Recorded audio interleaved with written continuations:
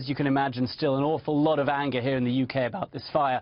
And now the focus has moved to the redevelopment of that building, which took place last year, and whether companies involved in that could be held accountable for negligence, and in turn whether they might be charged with manslaughter.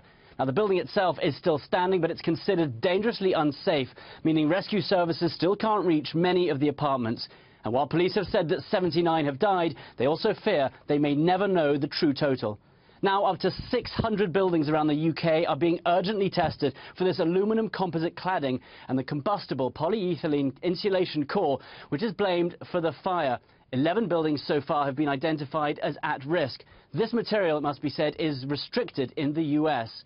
Authorities now believe the nighttime fire was started by a fridge freezer catching fire on the 4th floor, but it then accelerated quickly upwards due to the flammable cladding on the outside.